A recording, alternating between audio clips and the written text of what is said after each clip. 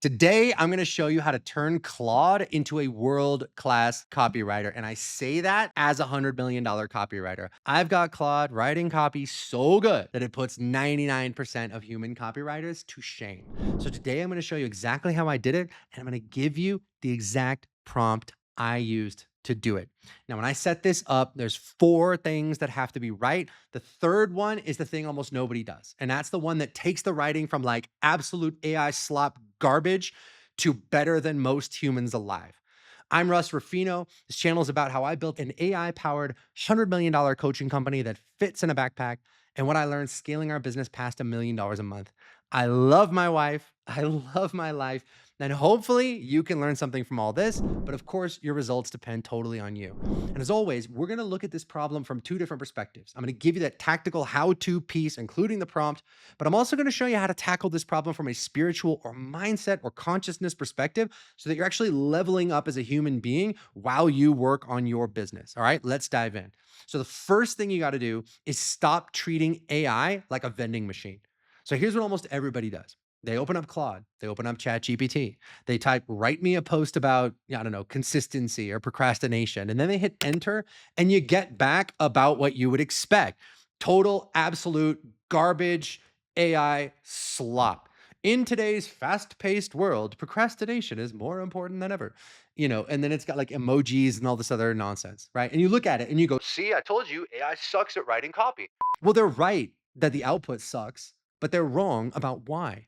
The AI is not the problem. The way that you're using it is the problem. So, like, think about what you actually did. You walked up to the most sophisticated writing instrument ever built, and you gave it the same instruction that you would give a vending machine. I'm going to put in some money. I'm going to push a button. I'm going to get a snack. You didn't give it any context. You didn't give it any voice.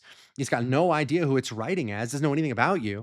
And so, of course, it gave back like the blandest possible result because you asked a machine trained on the entire freaking internet to write a post about consistency.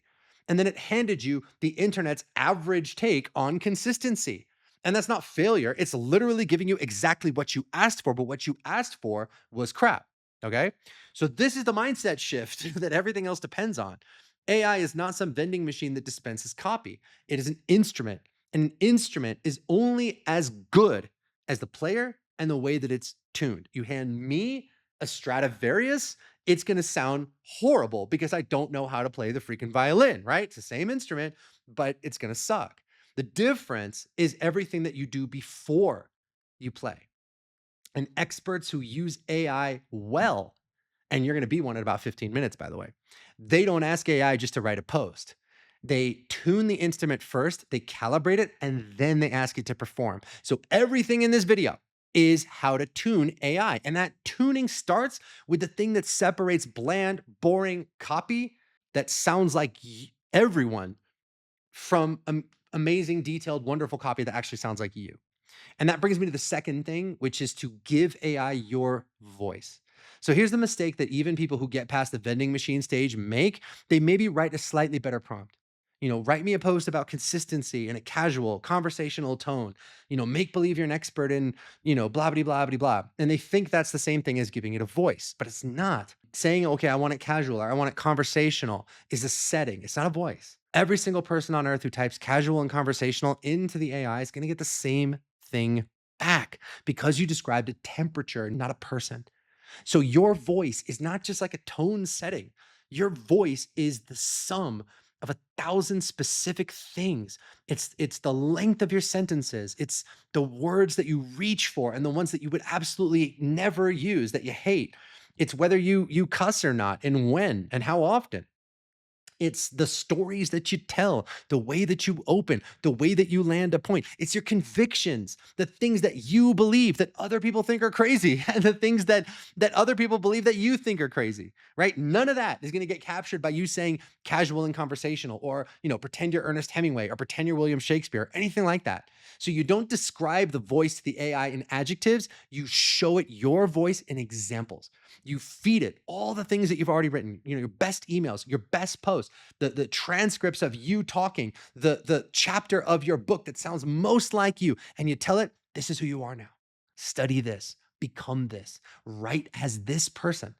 That is the difference between a setting and actually giving it some soul. So a setting is like, be casual, be funny. But a soul is all the words you can give it of you being yourself. And this is exactly what I built for you. So this is the free tool I was talking about earlier. I call it the voice engine. And here's what it's going to do. It's going to allow Claude to interview you.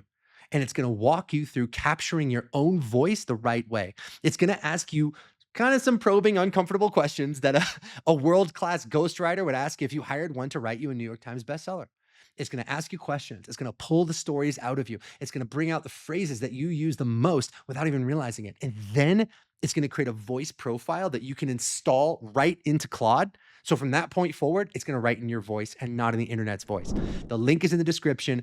Go download it, get it right now, because the next two things are what separates that voice profile that genuinely sounds like you from one that's just kind of a slightly less generic version of like the same AI bullshit, okay? And the third one is the big one. So AI is an instrument, and you have now given it your actual voice to wear instead of a tone setting. But here's where everybody stops. And this is why their AI copy stops at pretty good instead of like better than most humans, because they take that first draft and they just use the first draft. This is the killer step, because you would never, ever, ever accept a copywriter's first draft in real life. And that brings me to the third thing. And this is the one almost nobody does, which is never, ever accept the first draft that AI gives you. So here's what happens. You've tuned the instrument. You've given it your voice. If you use my prompt, it's going to nail your voice, right? And you're going to ask it to write something. And it's going to give you something actually genuinely pretty good, like way better than you expected. But that's the trap. And because it's good, you use it. You copy, you paste it, you publish. And good is not good enough. That's not what we're after, right? Good is the first draft.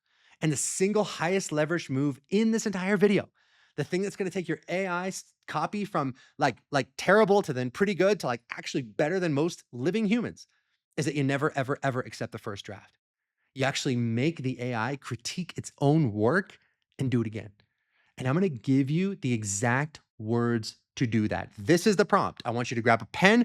I want you to get ready to screenshot this. I'm going to put it on the screen in just a second, because this one prompt is worth more than most paid courses on AI copywriting. In fact, pause the video in just a second and write this down word for word. And I'm going to read it to you. Okay, here it is. When the AI spits out some copy, I always say this. Okay, now let's take a look at what you just wrote. Pretend you are the best direct response copywriter, advertising genius, NLP practitioner, and master persuader on the planet. How would you rate this output on a scale of 1 to 10? If it's 10 out of 10, that's cool. But if it's less than that, let me know how you would rate it and what you would do to improve it. That's it. That's the whole thing. Did you write that down?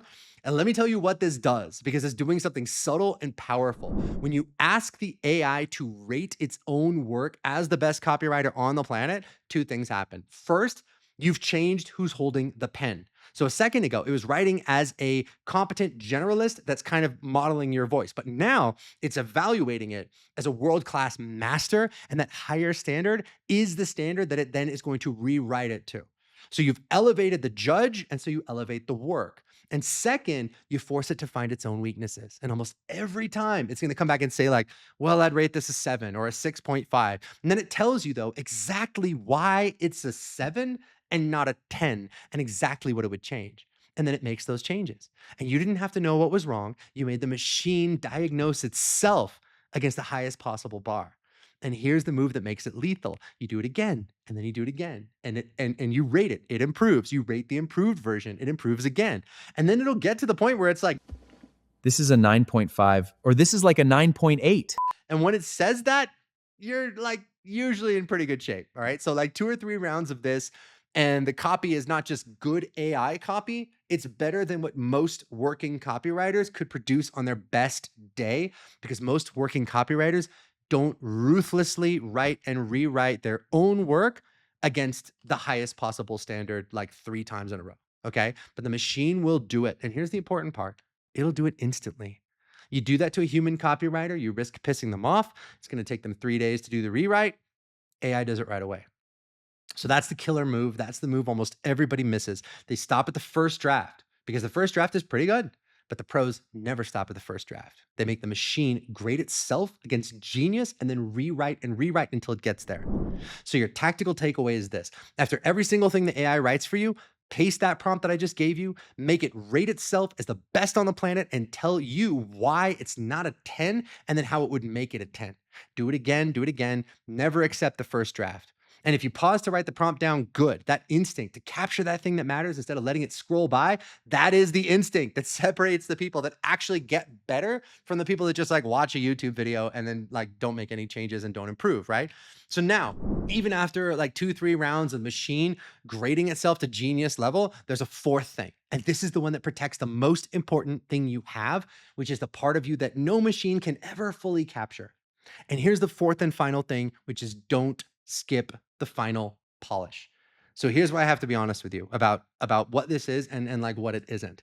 So everything I've shown you about, tuning the instrument, giving it your voice, making it rate and then rate itself and then rewrite itself to like a genius standard, that's going to get the AI to about 95% of your voice at best. But that last 5% is you. It's never coming off your plate and you don't want it to, baby.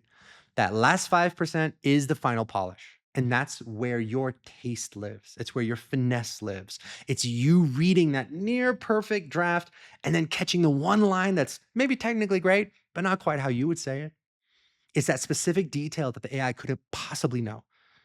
Someone's name, a memory, that thing that happened last Tuesday, that thing that you read that one time that connects perfectly to exactly what this thing's talking about, that inside reference that your audience is going to love, the joke that only you could make.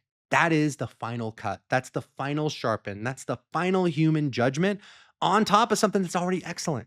So the AI is going to get you like 95%, but you bring the last 5%. And that last 5% is the difference between copy that is clearly great, but copy that's unmistakably yours. And so the danger is like the lazy version, right? The person who lets the AI write it and then rate it and then rewrite it and then just like hits publish without even like going through it. And I'm guilty of that. I have done that in the past. I don't do it anymore because the difference is huge. Because the guy that just lets it write itself just gets excellent copy, but generic copy, it's good, but it's not theirs. And then over time, the audience starts to feel the absence of you, the thing that makes you great, even if they can't name it. So the machine will write, the machine will rewrite, but you do the final polish always. That's the part that belongs to you. And here's the beautiful part. Working this way doesn't make you less of a writer. It makes you more of one because it takes the parts that you don't have time for, the blank page, the 10 rounds of revision, and it hands you something excellent that you can now begin to refine.